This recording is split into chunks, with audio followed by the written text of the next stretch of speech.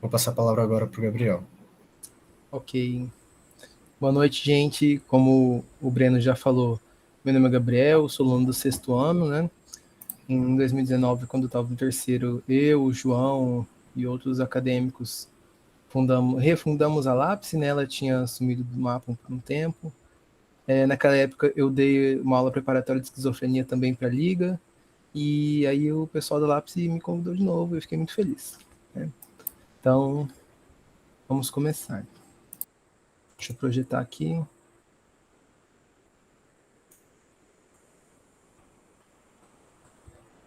Todo mundo vendo a tela? Sim, tá ótimo. Ok. Então, hoje o assunto vai ser esquizofrenia, né? Um pouquinho sobre a doença, né? O histórico dela começou na psiquiatria no século XIX, com o alemão Kraepelin, que começou a descrever a doença que ele chamava de demência precoce, né? Ele definiu os sintomas, definiu o curso da doença, como começava, como ela seguia.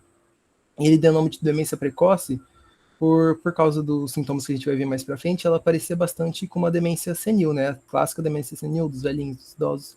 Só como começava numa idade muito nova, ele chamou de demência precoce. Depois disso, no século XX, o suíço Bleuler cunhou o nome esquizofrenia, né? Que significa mente fragmentada, do grego, né? Esquizo, fragmentada, e frenia, mente, né? Por causa da desorganização do pensamento que a gente vai ver mais pra frente e todos os mais. E ele chegou definindo o que ele chamou naquela época de sintomas primários e secundários, que por causa dos que apareciam primeiro, os primários, que a gente vai ver quais são, né? E depois os secundários. Rapidinho sobre a epidemiologia da esquizofrenia. No mundo inteiro ela tem uma prevalência de 1% na população mundial, né? Inclusive no Brasil. Ela não se distingue entre as etnias, negros, brancos, asiáticos, mas ela se distingue entre os gêneros, né? Ela é mais comum em homens, o dobro, 2 vezes mais homens têm uma prevalência maior de esquizofrenia do que as mulheres. E ela se divide também na idade, né? A gente vai ver surgir a esquizofrenia no início da idade adulta, né? Adulto jovem, que a gente chama. Só que a única diferença entre homens, ela aparece um pouquinho mais cedo, entre 15 a 25 anos, e nas mulheres pode aparecer até um pouquinho mais tarde, de 25 aos 35 anos. E qual que é a etiologia da esquizofrenia? Eu já vou adiantar que não sabemos, né? Temos várias teorias do porquê essa doença ocorre, mas com certeza assim não há. Uma teoria é a teoria genética, né?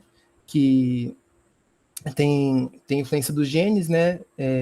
Foi visto principalmente por causa dos gêmeos dizigóticos, né? Se você tem um irmão gêmeo com esquizofrenia, você tem 50% de chance de ter esquizofrenia também.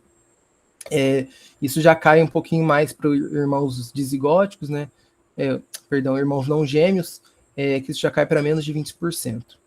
Essa teoria também fala de influência de fatores ambientais, como por exemplo doenças, alterações perinatais, seja ou intraútero também, né? Tabagismo da mãe também entra na conta dessa teoria. Só que o que peca um pouquinho a favor dela é que 85% dos pacientes com esquizofrenia não têm parentes com esse mesmo diagnóstico, né?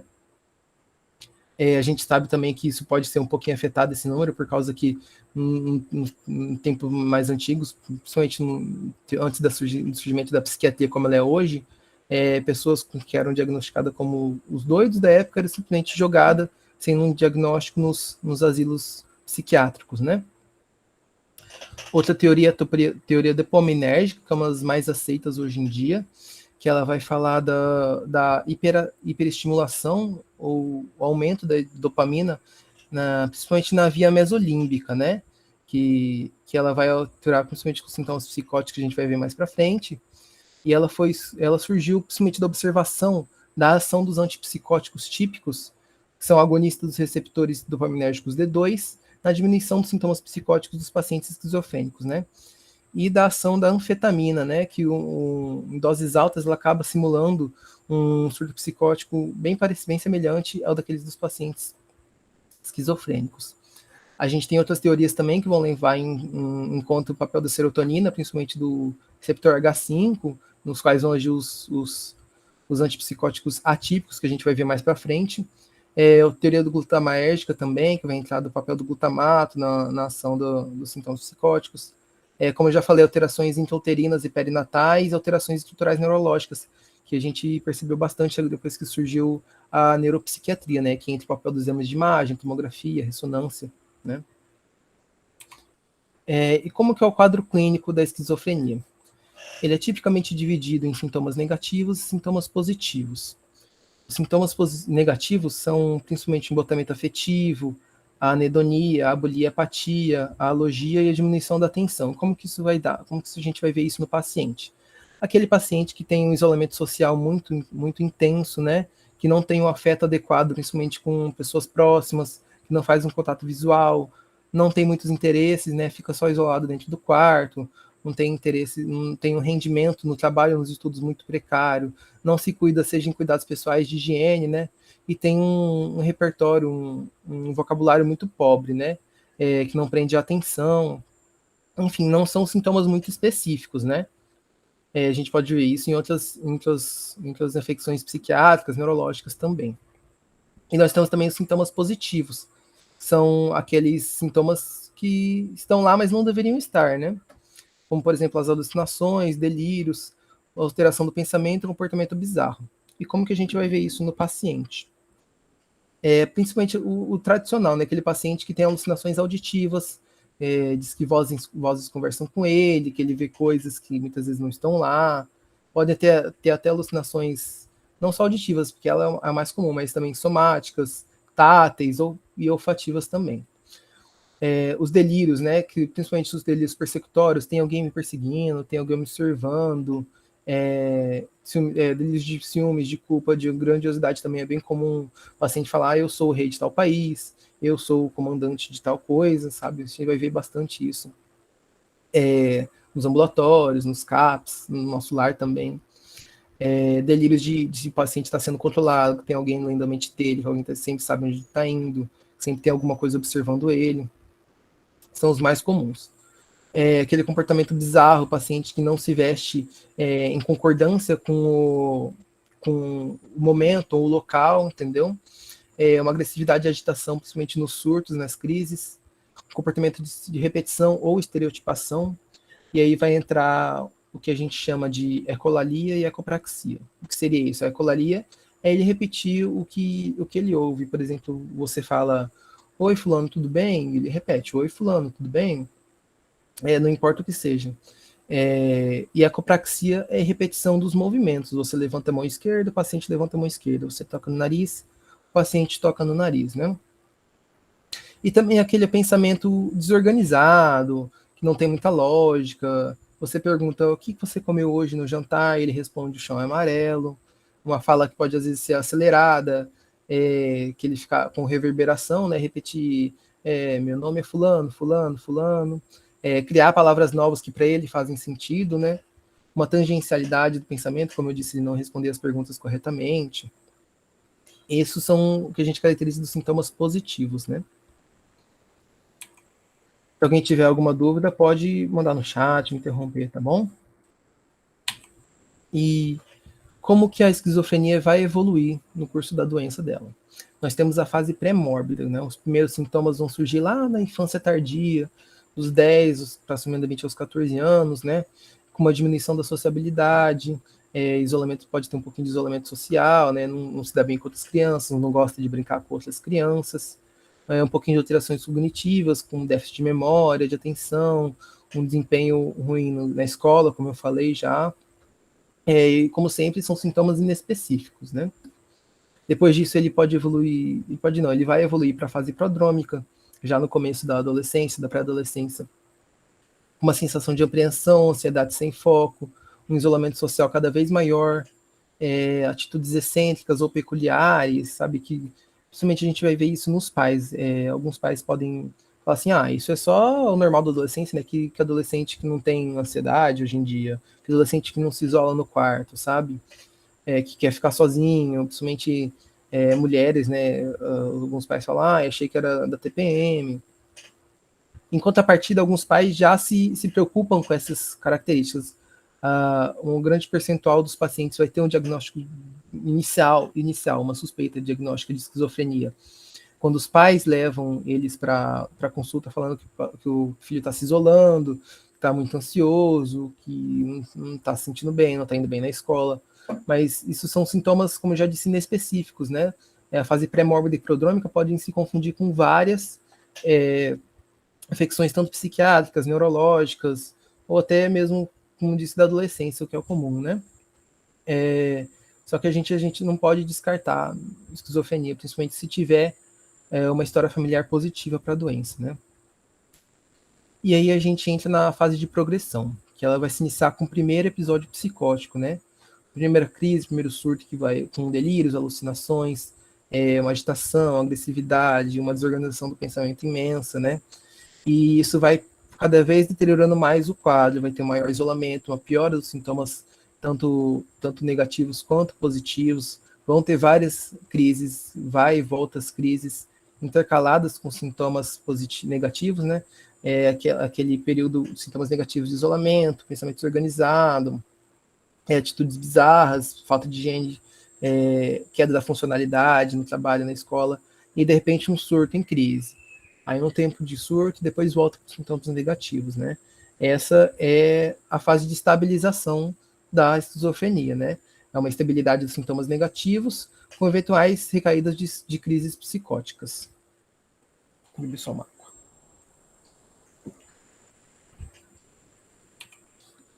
E a esquizofrenia, ela pode ter vários tipos de apresentação. Eu já vou adiantar um pouquinho que isso é uma classificação que ela está caindo em desuso, né? Principalmente porque esses tipos, como vocês vão ver, eles podem se sobrepor, tá? Não é um quadro, não são sintomas específicos, tanto que no DSM-4, né? Ele tinha essa divisão bem característica, um diagnóstico bem certeiro de qual que é cada uma. Só que agora no DSM-5 ele já é mais inespecífico, né? Porque tanto porque esse tipo de apresentação eles podem se sobrepor, quanto que a diferenciação entre os tipos ele não vai alterar o tratamento. O tratamento para a esquizofrenia vai ser o mesmo, e a gente vai ver daqui a pouco. O primeiro tipo mais comum seria o tipo paranoide, que vai ter os delírios de grandeza e de perseguição mais característicos, né?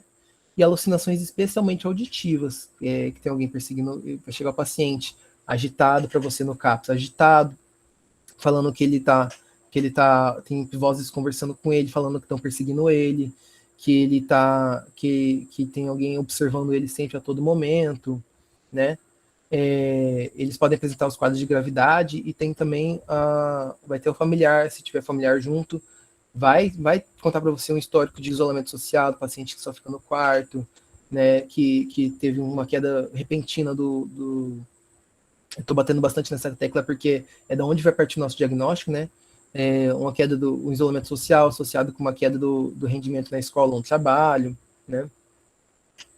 Outro tipo é a catatônica, né? Que catatonia nada mais é do que a gente vê nessa foto da direita aqui, né?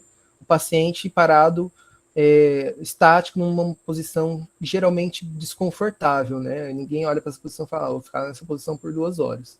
Mas acaba que o paciente esquizofrenia catatônica acaba acontecendo essas situações. E isso vai ser alternado com excesso de agitação, né? Então a gente percebe uma catatonia, uma imobilidade durante os sintomas negativos e durante as crises psicóticas tem o excesso de agitação. Tem também respostas motoras incomuns, como hipertonia do tônus postural, a rigidez, né? E pode ter o que eu já falei da ecopraxia, ecolalia, pode ter também maneirismos faciais, tiques, né? Outra que a gente pode ver é desorganizada ou hebefrênica, que vai ter uma importante desorganização do pensamento, e o mais característico dela é uma infantilização do paciente, né? Uma emotividade não muito madura para a idade, emoções inapropriadas, sabe? Labilidade emocional, né? A gente tem o tipo de esquizofrenia residual, que ela vai ser mais focada nos sintomas negativos, um isolamento social muito importante, um embotamento afetivo muito importante, pensamentos desorganizados, Mas como é um diagnóstico de esquizofrenia, a gente tem que ter pelo menos um episódio esquizofrênico, né? Crise psicótica com delírios, alucinações. E vamos ter a indiferenciada, né? Que, como eu falei, está caindo em desuso porque a esquizofrenia, na maioria das vezes, não é dentro dessas caixinhas, né? Ela vai ser mais como a indiferenciada, que são os diversos tipos de sintomas em conjuntos, que não vão se encaixar em nenhuma dessas caixinhas específicas, né?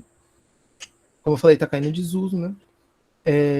Eu achei interessante que esse desenho aqui, desse desenho colorido aqui, ele foi feito por um paciente com diagnóstico de esquizofrenia paranoide, se eu não me engano, que ele divulga a vida dele no TikTok, né? Ele é bem famoso no TikTok, mostrando como é a vida do paciente com esquizofrenia.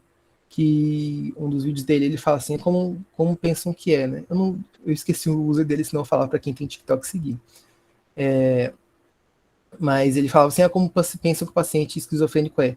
E coloca ele com vozes falando, mata sua família, mata ele, sabe? Mas na verdade são vozes falando coisas, a maioria das vezes, triviais, né? Olha aquela pedra, olha uma árvore, um passarinho.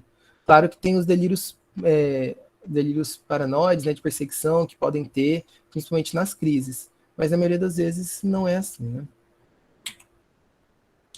E como vai ser o diagnóstico da esquizofrenia? De acordo com o DSM-5, a gente precisa ter 6 critérios diagnósticos. O primeiro deles é que tem que ter 2 ou mais dos sintomas a seguir, presente por no mínimo, num período de no mínimo 1 mês, né? Pode ser delírios, alucinações, o discurso organizado, um comportamento desorganizado ou catatônico, e os sintomas negativos. Tem que ter no mínimo 2 desses 5, sendo que um deles tem que ser ou delírio, ou alucinação, ou discurso organizado. Ou seja, tem que ter um surto psicótico para o diagnóstico de esquizofrenia. Outro critério diagnóstico do DSM-5 fala para a gente é que tem que ter a queda da funcionalidade, né? Tem que ter, por um período significativo de tempo, em uma das áreas importantes do funcionamento, como, por exemplo, trabalho, relações interpessoais ou autocuidado, tem que estar abaixo do nível alcançado antes do início, ou seja, o paciente tem que estar deteriorando nessas categorias.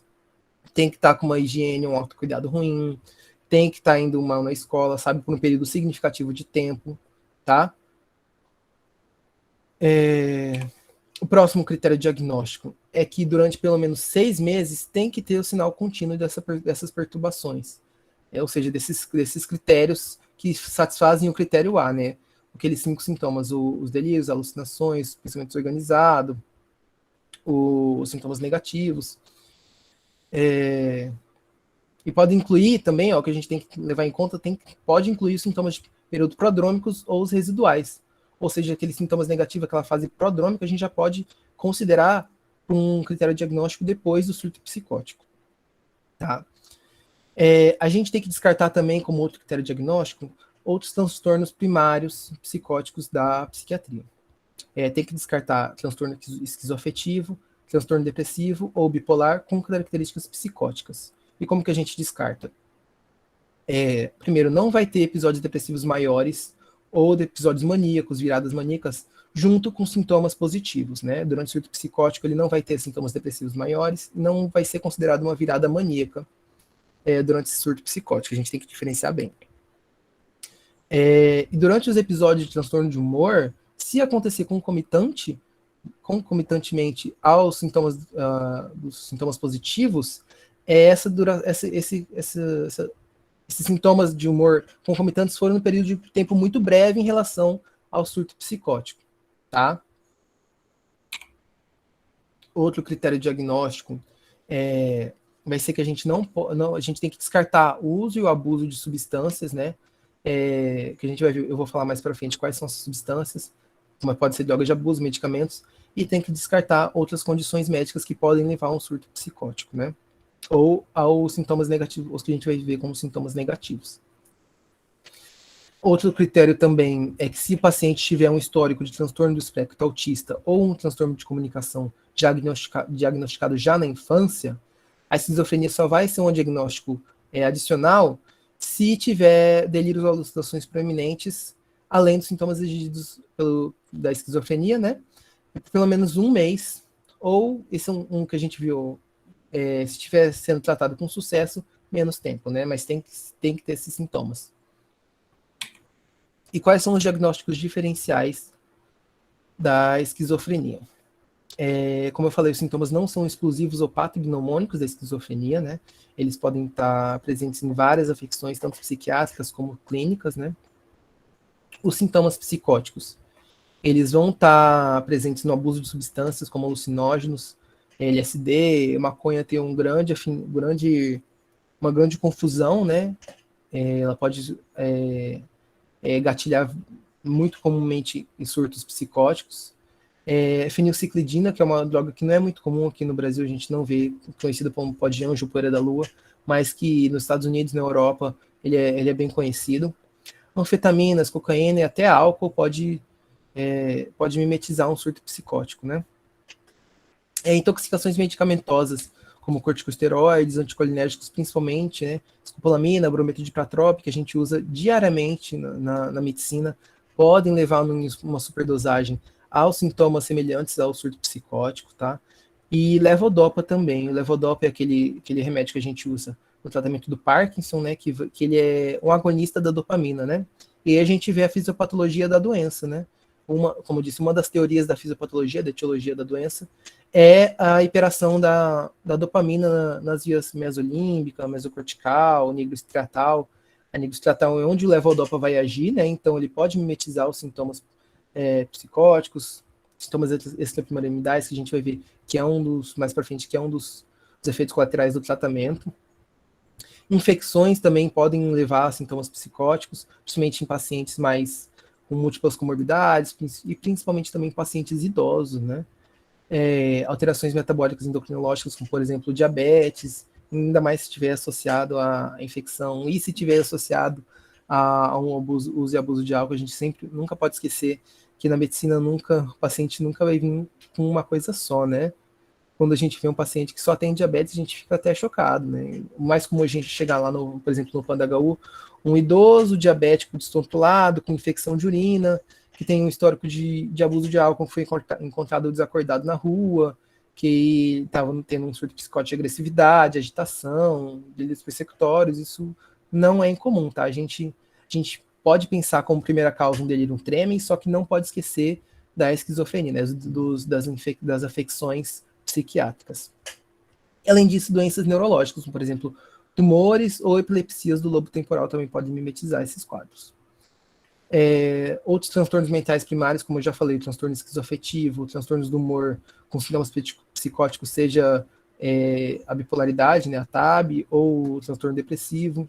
O transtorno delirante persistente também pode levar a um sintoma parecido com a esquizofrenia, com surtos, com delírios quase psicóticos, mas sem os sintomas negativos, né? E transtornos de personalidade. Muita gente muito aquele estigma, né? O paciente psiquiátrico esquizofrênico, você fala assim, ele é doido, ele tem várias personalidades, múltiplas personalidades, só que não, são dois quadros totalmente diferentes, né? A gente tem que lembrar que, como eu disse, nos tipos de apresentação, nem todos os esquizofrênicos apresentam os mesmos sintomas, por isso que aquelas caixinhas, né? Esquizofrenia paranoide, esquizofrenia catatônica, hiperfênica, acabaram caindo em desuso, porque nem sempre eles apresentam os mesmos sintomas. E variam de indivíduo em indivíduo, e como eu disse na história natural, é cíclico, né? Vai ter aquele platô dos sintomas negativos, alternado com os surtos psicóticos, né? Por isso que sempre quando chegar um paciente com surto psicótico, a gente tem que pedir um exame para afastar outras causas, né? A esquizofrenia acaba sendo mais um diagnóstico de exclusão do que de certeza, né? Então a gente tem que fazer um exame físico bem completo, né? Para a gente afastar essas causas aqui da esquerda, né?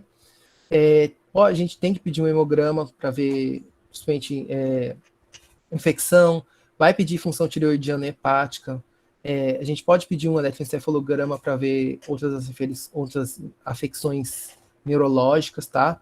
Pedir um exame toxicológico é sempre interessante, paciente em surto psicótico. Exame de imagem está ficando cada vez mais comum, ainda é um pouquinho de difícil acesso, mas a gente está tendo uma melhora nisso, né? a gente poder afastar causas estruturais, né? Sorologias infecciosas, principalmente sífilis e HIV. A gente sabe que a sífilis pode fazer um quadro de sífilis terciária, né, neurológica, e o HIV também tem relatos de ter afecções do sistema nervoso.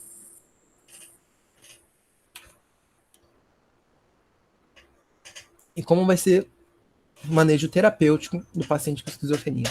A gente vai lançar mão dos antipsicóticos, né, também conhecidos como neurolépticos. Eles são antagonistas dos receptores dopaminérgicos D2. Tá? Lembra que eu falei da teoria dopaminérgica? Tanto também falei também um pouquinho do levodopa, que a gente vai ver que essa teoria ela é bem forte na esquizofrenia por causa dos antipsicóticos. O primeiro grupo de antipsicóticos que a gente tem são os psicóticos típicos ou de primeira geração, lá dos anos 40, 50, né? A característica dele é que ele tem uma melhora dos sintomas positivos, só que por causa do nome, né? Olha o nome, antipsicótico, né? A gente não vê um anti-esquizofrênico, como eu falei, esquizofrenia é um quadro que tem os sintomas negativos e tem os sintomas positivos. Os psicóticos eles vão agir mais nos sintomas positivos, principalmente os típicos, né? Eles vão ter como efeitos colaterais, a principal deles, a síndrome extrapiramidal, né? Por quê? Porque a dopamina não tá só em uma via, ela está na via mesolímbica, que vai estar os sintomas psicóticos, né, de onde os sintomas psicóticos teoricamente vão agir, só que ela também, a dopamina se insere também na via nigroestriatal, né, que vai lá da substância negra para o corpo estriado, que é, como eu falei, o levodopa é onde, dos sintomas parkinsonismo, é de onde ele vai ter, né, por isso que quando ele diminui essa quantidade de dopamina na via nigroestriatal, ele vai acabar levando a um quadro de parkinsonismo, né, aquele quadro, um paciente lentificado, com o sinal da roda denteada, com aquele andar característico da postura mais para frente, sabe? O tremor de extremidade. O parkinsonismo está dentro da síndrome extrapiramidal, né? Além da catisia, que é o paciente que não consegue se manter quieto, é um paciente muito inquieto, ele vai para lá, vai para cá, não consegue ficar parado, fica mexendo nas coisas. E também os quadros de distonia, que é aquela contratura dolorosa, súbita dos músculos, principalmente do pescoço, dos membros superiores, da coluna vertebral. A gente pode ter também, nos antipsicóticos, eles fazem bastante impregnação nos núcleos da base. Então a gente pode ter o quadro de discinesia tardia, né, que é um quadro irreversível, que ele vai ter essas dificuldades. Vai parecer um sintoma extrapiramidal, só que mais tardio, né, como o próprio nome já diz. Outra coisa, a dopamina está inserida também na cascata da prolactina, né? Está na mesma via que a prolactina age, que ela é liberada, a dopamina está liberada também. Por isso que vai ter um quadro de hiperprolactinemia, não é incomum no uso dos antipsicóticos típicos, né? O paciente com hiperprolactinemia vai ter uma amenorreia, a paciente, uma mulher, vai falar que ela não está menstruando, vai ter lactação, mesmo não estando gestante, não sendo puérpera, ela vai ter lactação. Nos homens pode ter um aumento das mamas, ginecomastia, uma diminuição da libido tanto nos homens quanto nas mulheres, né?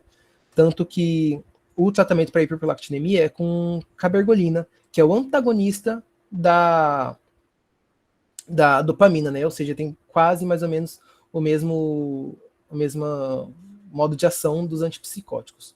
Outros que a gente vai ver também são constipação, sonolência, xerostomia, ganho de peso, hipotensão, tontura, visão borrada, e um dos mais perigosos é a síndrome neuroléptica maligna, né, que não é muito comum. E os principais representantes dos antipsicóticos típicos são a clorpromazina e o haloperidol, né?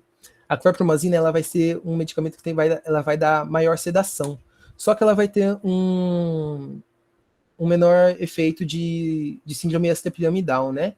Ou seja, ela vai ter uma menor eficácia, porque a gente sabe os efeitos colaterais são no mesmo nível da eficácia do medicamento. Ou seja, se ela tem uma menor eficácia, ela também vai ter um menor efeito colateral. Outro importante também bem conhecido é o haloperidol ou aldol, né, nome comercial. Ele vai ter uma maior eficácia, só que, como eu falei, ele vai ter mais efeitos colaterais. A síndrome extrapiramidal do haloperidol é muito comum. Isso, principalmente, a gente vê em pacientes que não têm uma boa adesão ao tratamento. eles acabam fazendo surtos psicóticos mais frequentemente. Aí toda vez que ele chega lá no CAPS em surto psicótico, aldol intramuscular. 2, 3 semanas depois, aldol intramuscular. 2, 3 semanas depois, aldol intramuscular. Isso vai acabar fazendo síndromes extrapiramidais cada vez mais graves e levando a maior chance de desenvolver a discinesia tardia, né?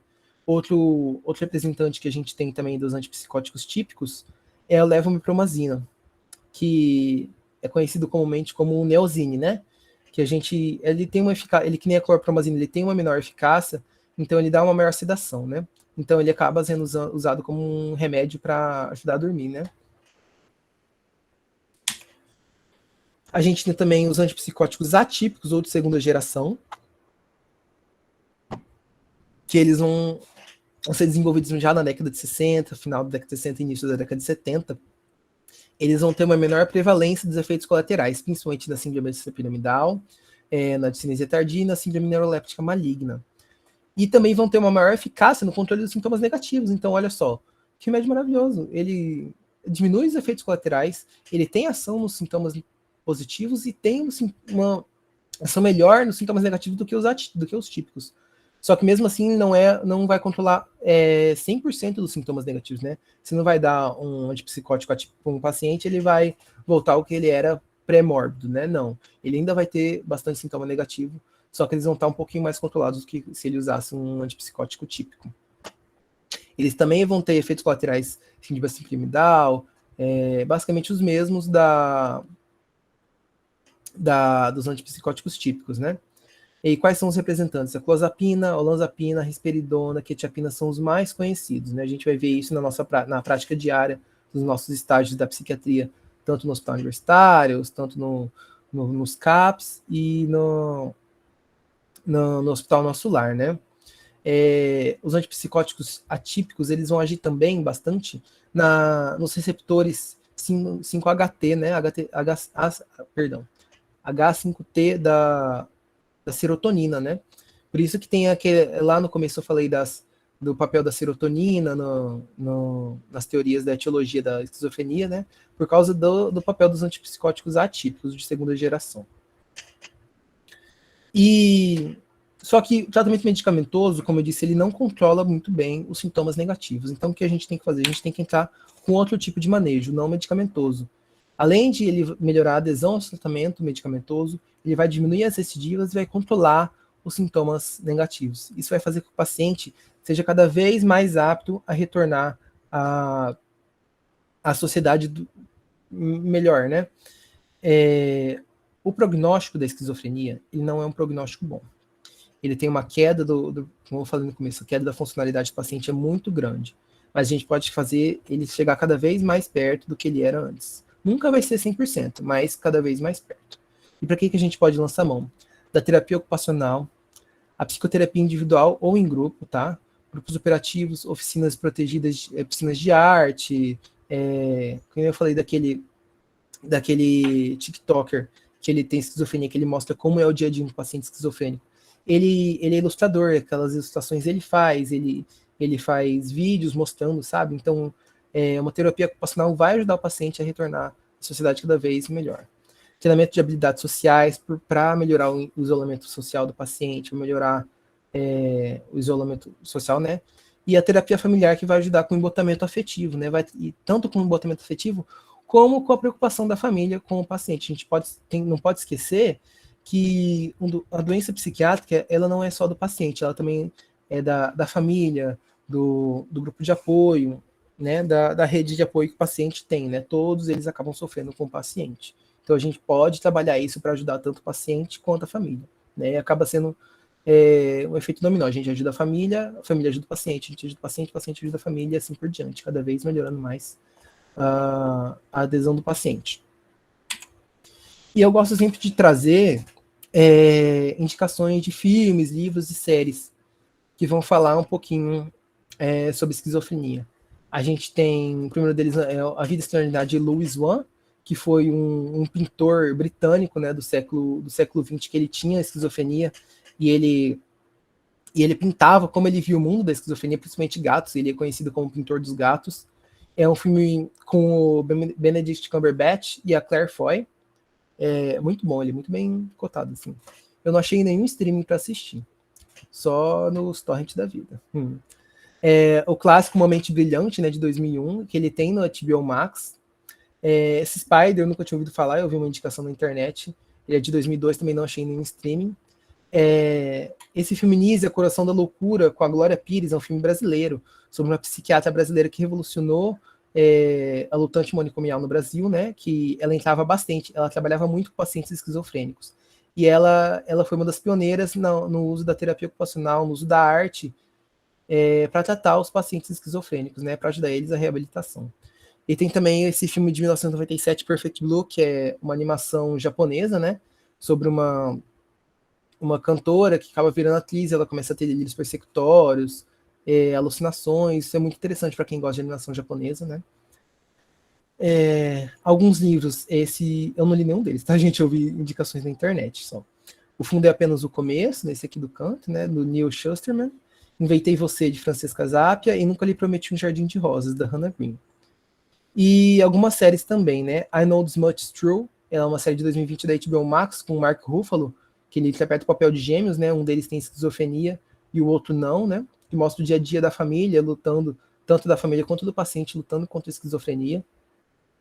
E a série Undone, de 2019, que ela tem no Prime Video, que é uma série que mostra o dia a dia, é animação também, que ela mostra a vida de uma paciente depois que ela perde o pai, que ela começa a ter alucinações, delírios, e como que ela e a família dela lutam contra isso, né? E aqui as referências, né, gente? Esse aqui são daquele que eu falei, Louis Wan, o pintor britânico com esquizofrenia. Aqui mostra a evolução dele com a esquizofrenia. Ele gostava de pintar gatos, né? A gente vê como que vai indo ao longo do tempo a deterioração do paciente com esquizofrenia, né? A perda da conexão com a realidade, né? Você vê que no começo ele consegue discernir bem as feições do gato, já vai aqui, ó, já vai piorando, tem um olhar mais ameaçador, né? Aqui você sente, parece que o gato está vigiando você, né? Dos delírios persecutórios, a gente pode inferir. E vai perdendo aqui, ó, já se aproxima, já perdeu totalmente a realidade de um gato, né? A gente não vê mais um gato, tá se assemelhando a fractais, isso aqui. E é isso, gente. Desculpa qualquer coisa, eu tava bem nervoso, então se eu tiver errado alguma coisa, perdão. E é isso, se alguém tiver alguma pergunta, pode fazer agora.